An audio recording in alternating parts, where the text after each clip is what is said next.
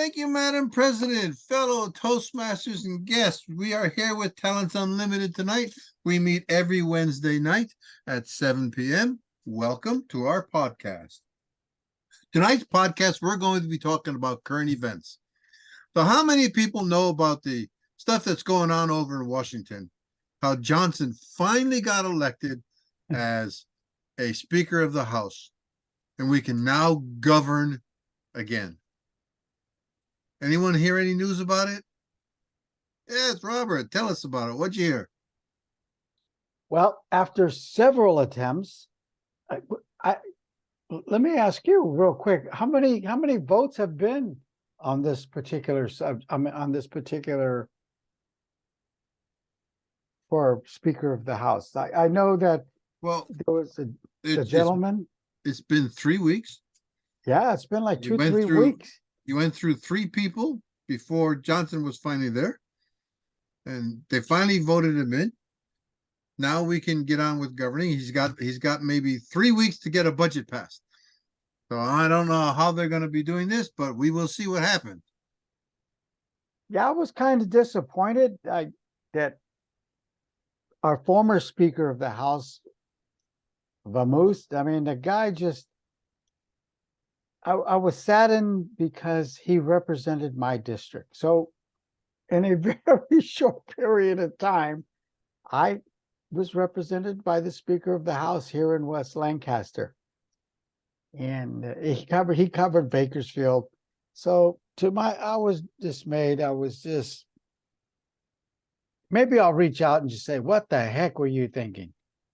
Well, he could have run again, but he wouldn't have had the votes, right? I mean, they voted him out. He wouldn't win. So why bother?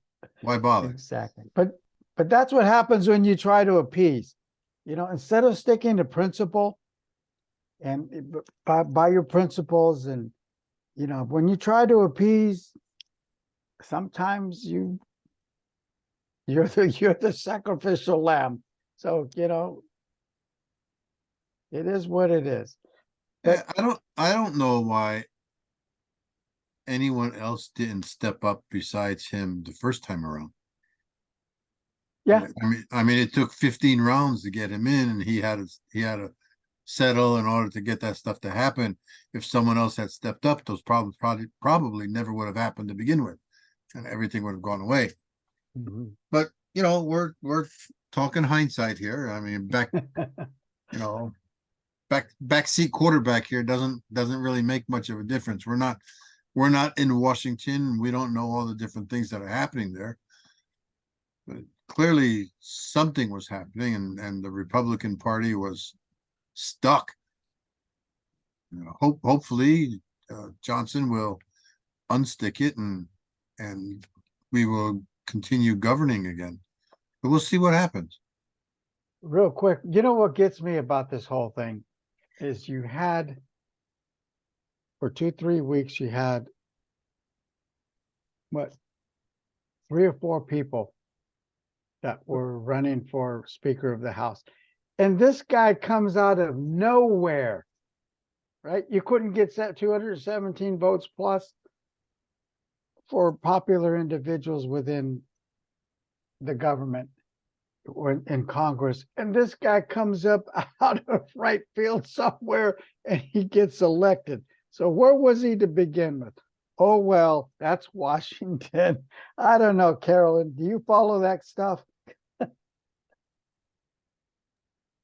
I don't follow it closely. I follow it so I can know what's going on. But since I'm not a Republican, so I don't really follow. I don't follow what they do, except for, if it's too negative. Some of the things that they do are negative and not for the people. But I consider myself an independent. And I'm a moderate conservative. I'm not conservative. So I do follow it, but I don't follow politics like a lot of people do. I'm not. I vote. I volunteer in the community and do things, but a lot of stuff in Washington a lot of times if you have if I want to have an effect, you can write your Congress people. I know Congress people that I've met personally. You can send them letters, you can talk to them in person, and they can have your best interests. If they are working for you, they're supposed to be working for the people, but most people in Congress or senators are not working for the people, they're working for themselves. That's just how I feel. But when I'm out at events and Congress people or people that's elected officials or out in the community, I do take the time to talk to them and acquaint myself with them because I am a very, I would say, a very knowledgeable voter. When I vote, I make sure that I know the issues, I know the candidates, I research them. I just don't vote for anybody. It take me about, when I know the elections are coming up, I take at least 2 weeks to research all the candidates. And in California, it's a lot of people run for every office. But I do take the time to research the people, write about it, write down the pros and cons, and try to elect the best official. So, but I Awesome. don't watch politics every day like some people do. Also, now speaking of Republicans, I heard Trump got his comeuppance. He was fined again another $10,000 for doing or breaking the judge's gag rules. So, and he actually got up today and sat in the chair and gave testimony today, which was a surprise. I don't think anyone had expected that to happen. So it was fun to see him get out there and take charge of something, even though he got slapped with another $10,000 fine. You know, when he gets slapped or they introduce something in court against him, it's been established that his campaign makes money off of it. It helps him his reelection campaign. And by allowing him to be in the news every day, which it's the left, whether it's the media or somebody, by allowing him to be in the news, and that's by filing suits, filing against him criminally, gags, a $10,000 gag. It just puts him in the news every day. And because you have all this negativity against him from the news and from a certain group, it just helps his campaign donations.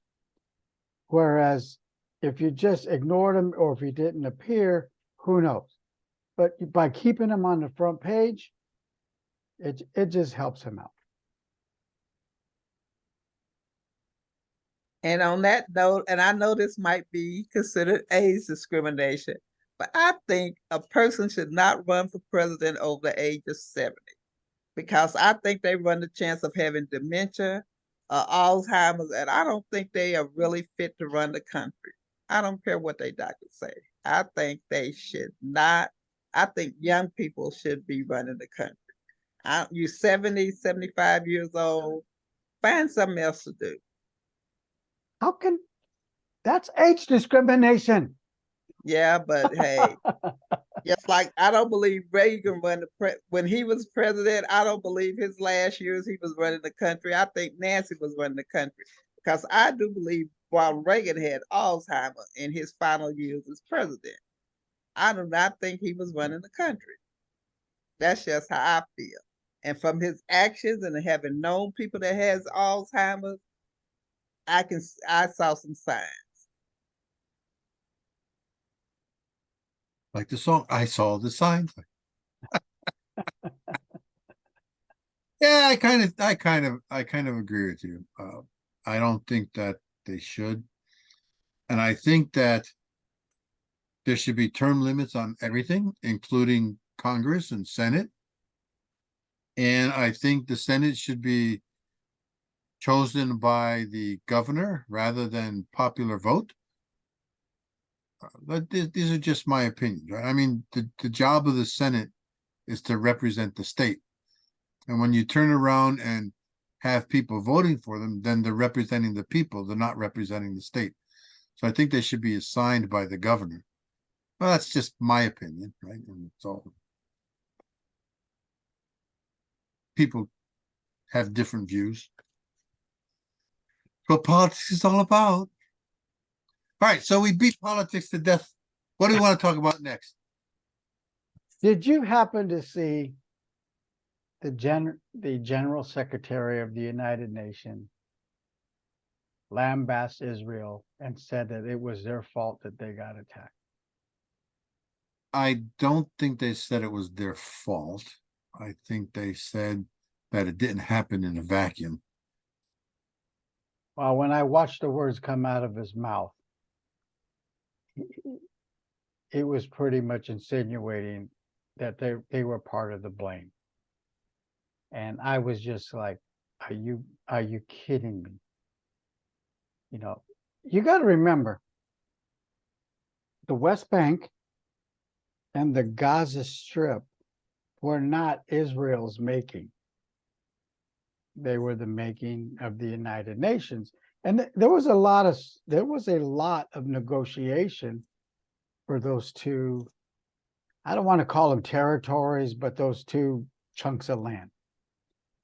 And I know that there was significant negotiations in, I'm going to say, past 10, 15 years for an establishment of a state for the Palestinian people.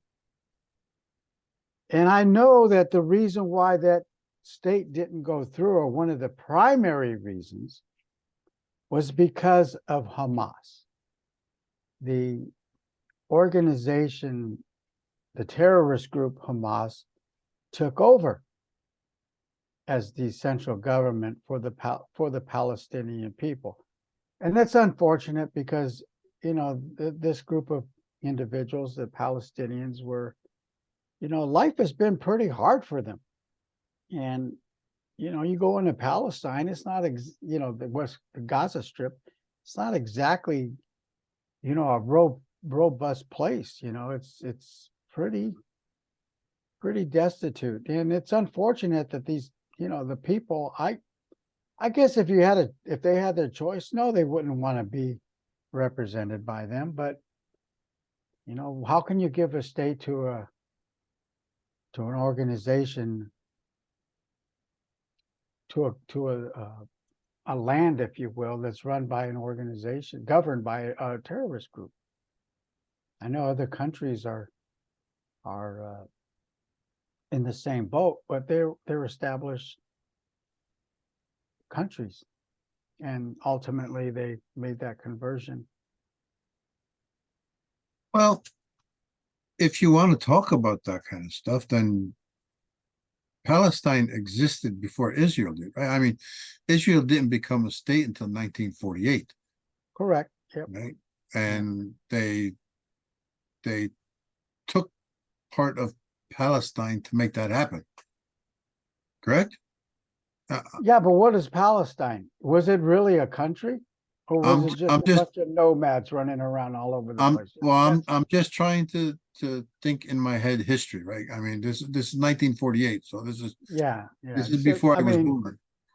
You know, because you got to think when, I mean, even if you go back into biblical times, you know, the Hebrews, and you know, they were, and whatever the circumstances were, you know, they did. I mean, you had a city of Jerusalem that existed, did exist. Yep. And the state of Israel was established by the United Nations. So regardless, you know, it may be unfortunate, may not be unfortunate. Regardless, the state of Israel was established by the United Nations. Correct. And then you're saying that the West Bank and Gaza was also established by the United Nations.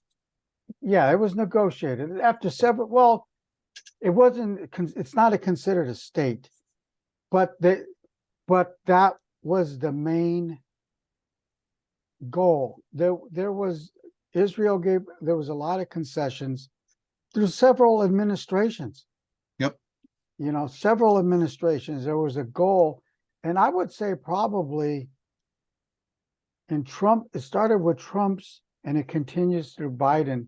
That they haven't really moved anywhere because of Hamas.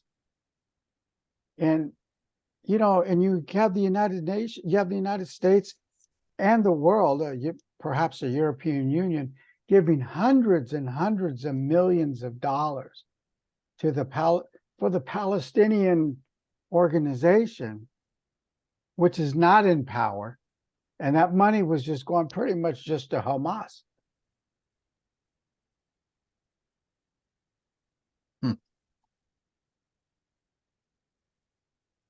Which is crazy, because in the United Nations, they had the leader of the Palestinian people, or I don't know what his official government that he represents is. It used to be the PLO, Palestinian organization, where they're almost non-existent as a governing group. Well, they're governing West Bank. Hamas is governing Gaza. Yeah. So I don't know.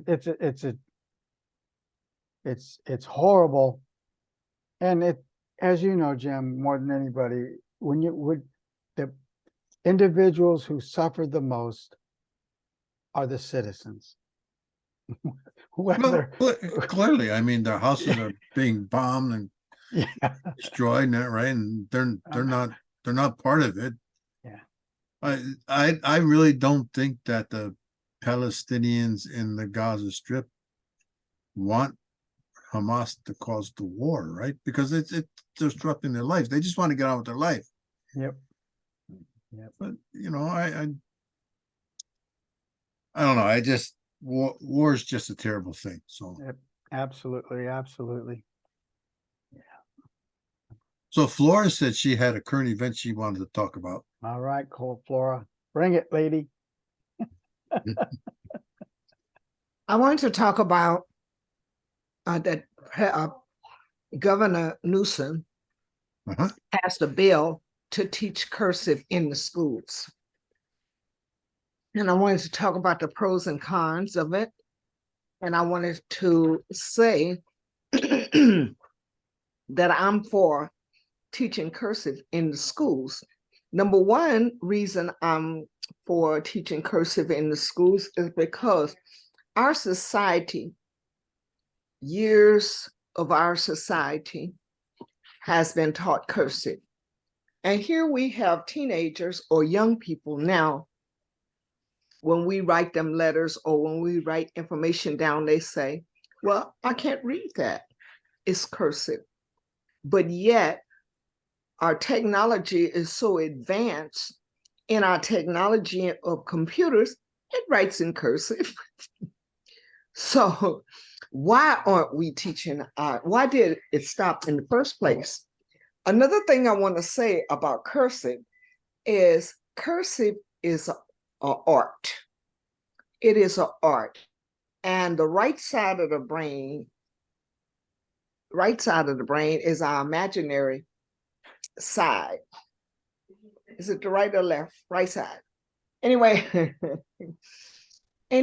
our right side is our creative side of our brain.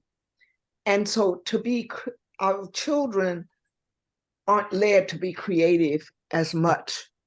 And they don't have some skills that and I say we, I'm talking about baby boomers and even some of the other generations after baby boomers that learn cursive. Do anyone else have any pros or cons on cursive? Well, you know what? I went through school and they taught me cursive. Me too. And you're right, it's very creative. Because everyone who tries to read mine they say I've trained bugs to walk across the paper. That's what my writing looks like. I should be either a doctor or a lawyer because nobody can read my writing. And I didn't believe that because I could always read it until a couple of days ago when I went back to read my writing. I said, what did I put there? I looked at my own writing and said, well, wait a minute, what is that, a W or two U? But what happened as well is cursive was taught like the second and third grade years of our lives, basically. Yep. And it was improved by the time we was in, say, the fourth grade or say the sixth grade. Therefore, those was some of our learning years. But later in life, when our children decide to go back to school or when they're in high school, cursive and art isn't as interested to them as it could have been. I want to go learn shorthand. So that would take cursive to an exponential level. Actually, I learned cursive in school. I think when I was in high school, I was planning to be a legal secretary. And I learned cursive in school. I don't remember it now, but I learned cursive and the computer stuff and all of it. So our children aren't getting that extra. They throw them in an art class, but they don't have the form. If they had the cursive, if they had that in their brain as to how to maneuver, I think they would have more success even in their art and music classes. That should be because that formed them in their early years. So is that why I stink at art and music? Because I write so bad? Hey, well, I write terrible. but you may have decided to set what you learn aside and scribble, but I think most of us learned the correct way, especially our age group. Like I say, baby boomers. It was no way we was going to get around learning cursive. It was no way we were going to get around learning art. We learned art. Now they put the kids in art class and they have to learn art, but they just put them in the class. They don't really teach them anything about art. But if they would teach the kids the art skills, beginning with cursive, I think that the children, and I'm proud of Gavin Newsom for doing that. And not only did Gavin Newsom for California pass that bill, 17 other states in the United States passed the same bill. Now I really have to think about what you just said. So I won't argue with the fact that they passed it. But the fact that you have to have a law that says you must learn it, that kind of bothers me. Well, why did they take it out of the schools in the first place? You know what I'm saying? They took really. it out of the school. Why did they just put it back in the curriculum? But they took a lot of law, they took a lot of creativities. Mandatory. But they took a lot of creativities out of the school. You know, the guys used to have shop classes. They used to have auto classes, wood shop classes, excuse me, metal classes. They used to have all kinds of classes. We used to have sewing classes, cooking classes. Those was art skills that our children lost, you know? And so putting cursive, if it had to be a law for the schools should have already known that should have been a part of their education. That's what we pay those high official psychologists for, is to know what our children need. And sometimes the only way you're gonna get people to do something, you have to make it a law. Otherwise, they're not gonna do it. That's why they don't have cursive in the school. I think somebody was, I don't want to call them lazy, but that's a good word for it. They just didn't want to teach it because a good person that can write cursive, well, you can understand that they are writing, because before they had computers, we had to write a whole paper in cursive, so the teacher had to be able to read the paper. And I think cursive writing is great. And I think that everybody should know how to write cursive. Otherwise, you can't even sign a signature on a paper because you can't write. A signature is in cursive, it's not print. Just put an X over here, right? My my young daughters now in the early 20s, and my son, they still don't know how to, they had to learn how to write their signature, which they can't do any other cursive. They had to make themselves join the letters together to make cursive because they didn't learn it in school. The only part of cursive they learn is at home. Well, by golly, if they're gonna make a law to learn how to do cursive, why don't they make a law to learn about money? They did at one time. At one time in high school, you had to take a finance class. You had to. But the part of it is that we've lost so many skills in our schools today. They think world history is the most important. My world history is on the TV. Okay. When I sit there and look at all those poor people in Israel going through it, and when we talk about and we look at the maps and know the years that all that stuff happened. I mean, what I'm saying is, why do they have to spend a whole year in history, geography? They break it up. We used to learn history and geography together. Now they have to break those things up to give the kids more academics. And the academic brain don't want all of that. It needs some escape, which that's what the right brain does. It escapes and get into creativity. I think, Flora, in addition to the creativity is without cursive, you lose individuality. Because with an emphasis on creativity, you are asking, I mean, I don't care what it is, whether it's Toastmasters or business or whatever, the invention of anything, regardless of what it is through creativity. And if you're not creative, that is huge as in humanity, period. And that's unfortunate. Well, we talk a lot about skill sets in Toastmasters. And that is a very important skill that we leave out. The skill set of art, the skill set of music. And of course, we know music is art as well. And so when we link them together, they're one: art, creativity, because you couldn't even have music without creativity. Well, we don't have to leave that out, Flora. We're doing podcasts. We can run a podcast for music and everybody sing a song. Oh, no, that's not happening.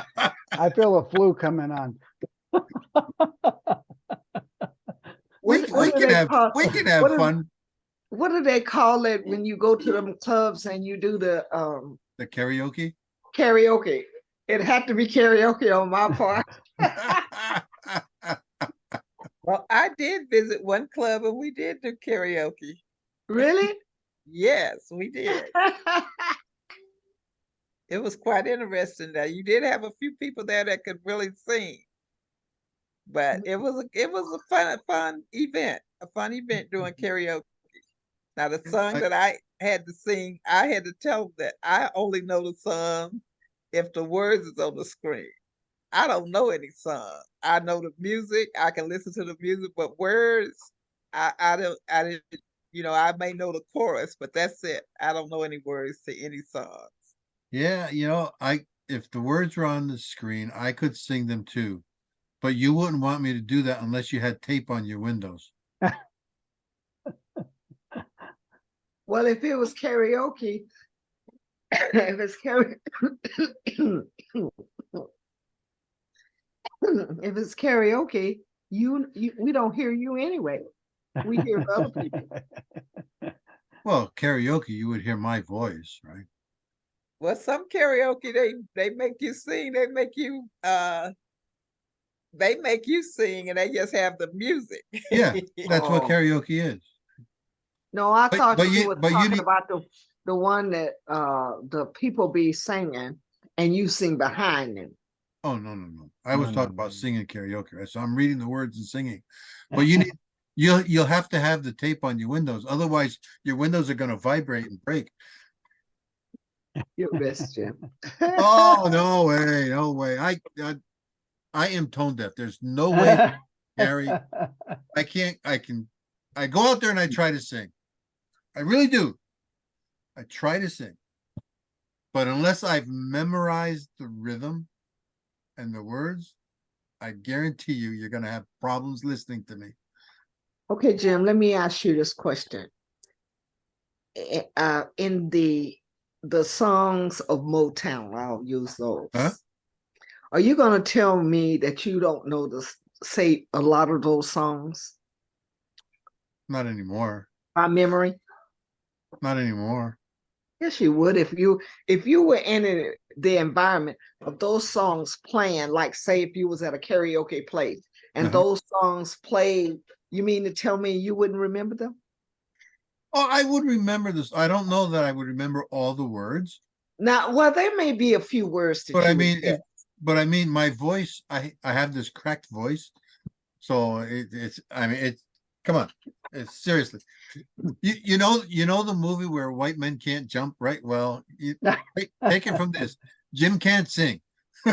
Oh, Plain and oh, he simple, Jim can't sing. Oh, he finally admits it, guys, that he can't sing. He was trying to tell us about the crack in the wall in the glass. He can't sing.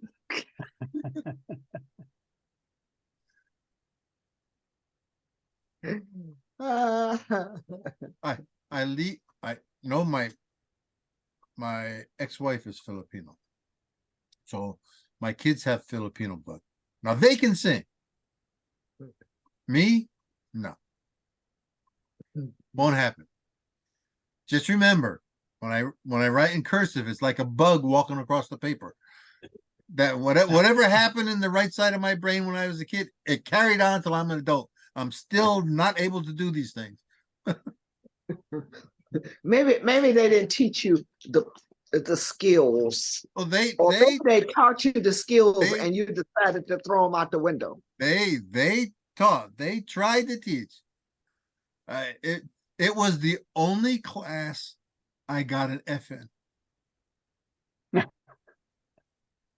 I can't write worth a crap when I'm doing it in cursive. Even my parents used to say I should be a doctor or a lawyer just because of the way I write. Terrible.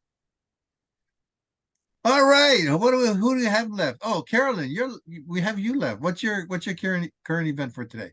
What do you want to talk about? I don't know. My current event. I I want to talk How about the. about them Cowboys? I am not a Cowboy fan. I've never been a Cowboy fan. I have been a San Francisco 49ers fan, Pittsburgh Steelers, and Houston Oilers. Now the Steelers, when they had the steel curtain, that was my team. That was a long time ago. It was a long time ago. It was a long time ago. But Mean we Joe can talk Green. about, yeah, Mean Joe Green. We can talk about why is it so windy in the valley in Palmdale. Fewer trees. Say what? Fewer trees. Oh, that's why it's so windy? Yeah. Okay. And is it also because of the mountains? I think it has a lot to do with the mountains because when living in West Lancaster, you have the mountains that I look to the west and I see those mountains where it begins to plateau to the valley here. I mean, to where it comes into the valley. Would that be a plateau? I guess it would be. So anyway, when you see the fronts, and I'm sure you have, they just pile up alongside of the mountains. The clouds just pile up, and then the winds just come on down. It happens that way when if you look northwest and you see the Tehachapi's where a lot of those clouds just pile up over there as well. I think I feel that's where that's where we get our winds. And just a quick note on your weather question.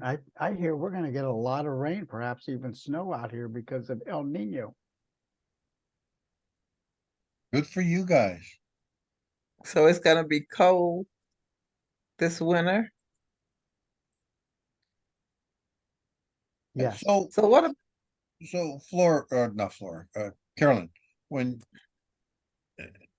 from the scientific side of it, right? So when you have gases that go from high pressure to low pressure, and that's what causes the wind, right? So you have gases that are moving, and Right. they cause the wind. And Mhm. when you have mountains, those winds will go swooping down. Right? If you have trees, the trees will break up the wind. Right? But if the trees are not there, then it's just a sheer wind straight across. Well, I'm good to go then. Because when I think about the winds, like in Houston, if we had winds like this, it'd be kind of like you think about a hurricane when you have winds that's this strong. Strong enough you can't sit anything on top of a car outside that it's gonna blow it over. I'm it's just that, you don't have any rain or anything, just wind. Yeah, but that's not hurricane force winds to do that. 25 miles per hour wind, That's not hurricane force winds. 80 miles an hour are hurricane winds. because I remember one year we had wind so high that the big trucks with the 18 wheelers couldn't Yep, come. yep, They were blowing them over. yep. Crosswinds. Yep. I thought that was very interesting. That's just because of the sheer size. You don't feel the wind when you drive down 5 or 14? Sometimes, not all the time. Sometimes, like today, it was very windy. It was really windy today. And it just depends on if I'm driving an SUV or if I'm driving my car. I have a small convertible, so it just depends. So your convertible goes okay. But your Aren't we in, SUV aren't, might get moved over a little bit. aren't Yes. we in the Santa Ana wind phase right now? It's October. I don't think so because it's coming out I of the don't. west. The Yeah, wind is I don't coming think it. out from the ocean. I think that was back in August and September. Oh, okay.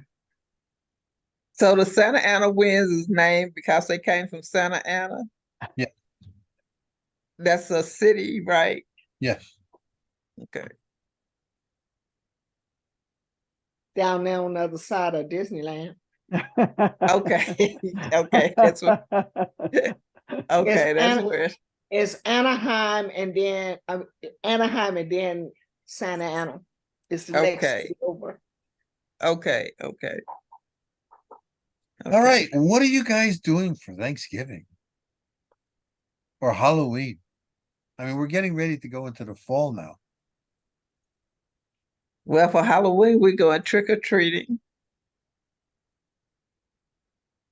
I, you know, and I I want to change things this year. So normally I don't do anything for big for Halloween. But now that I got that porch built at the front of the house, right? So it goes all the way across the whole entire front of the house. So I'm thinking maybe I get uh one of those big huge pumpkins full of candy and put it on one of the tables and then have a scarecrow. Maybe I'll dress up as the scarecrow. And, now that and would be fun. I'll be sitting there, and as someone goes to reach the candy, I move. Hey, and see how far they jump. That would I be think that would be fun. a fun trick. It's always more fun to have tricks than it is to have treats. It's not. It's more fun to have treats. I like to give the tricks. I guess that would be a good debate. Trick or treat. Right. That would be a good debate. All right. I see we're running out of time. It was fun to have these current events. Ladies and gentlemen, we are Talents Unlimited. We just held our current events meeting. We meet every Wednesday at 7 p.m. California time. If you happen to be out there and want to join us, please feel free to come in, say hello, and join our podcast. We'll see you next week at 7 p.m.